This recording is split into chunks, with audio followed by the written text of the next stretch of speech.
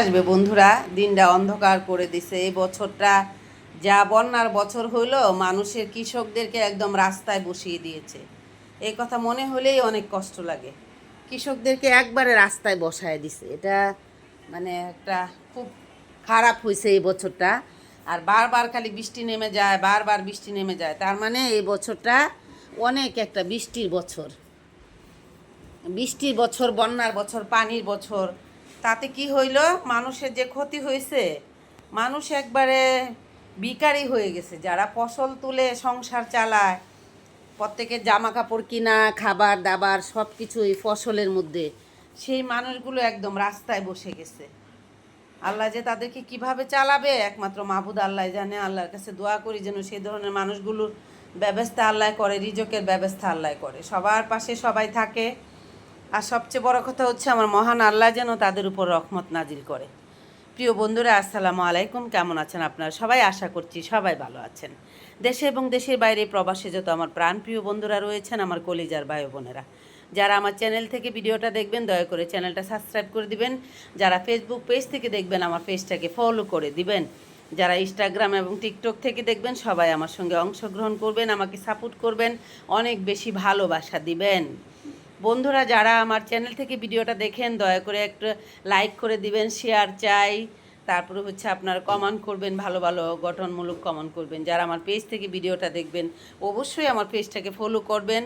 আর ভিডিওটা দেখে চলে যাবেন না, একটা করে লাইক দিয়ে যাবেন, একটা কমেন্টস করে যাবেন যে আপনারা এসেছিলেন আমার কাছে, আমার আমার সঙ্গে অংশগ্রহণ করতে এসেছিলেন, সেটা যেন আমি দেখতে পাই। আপনাদের মূল্যবান বক্তব্য, আপনাদের মনের ইচ্ছা নিরিচ্ছাগুলো কি বলতে চান সেগুলো আপনারা বলে যাবেন। আমার কমেন্ট বক্সে আসবেন, এসে আমাকে কমেন্ট করবেন, গঠনমূলক কমেন্ট করবেন। আপনাদের কমেন্টের জন্য আমি অপেক্ষা করছি। আপনারা যখন সুন্দর সুন্দর কমেন্ট করেন মনটা ভরে যায়। বন্ধুরা, প্লিজ প্লিজ খালি হাতে চলে যাবেন না, একটা কমেন্ট করে যাবেন।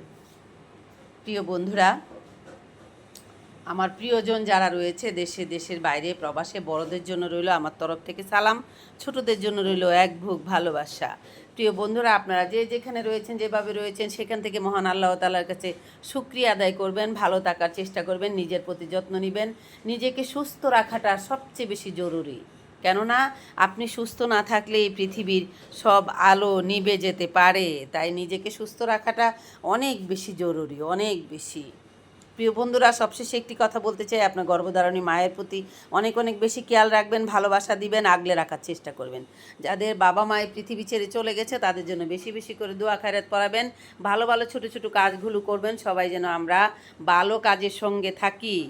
তাহলে বন্ধুরা, আজ এখান থেকে বিদায় নিচ্ছি। আপনাদের সাথে দেখা হবে আমার এভাবেই নতুন নতুন স্টোরি, রিয়েলিটি, গল্প, বিনোদন সব কিছু নিয়েই আপনাদের সাথে এনি টাইম আমার দেখা হবে, কথা বলা হবে।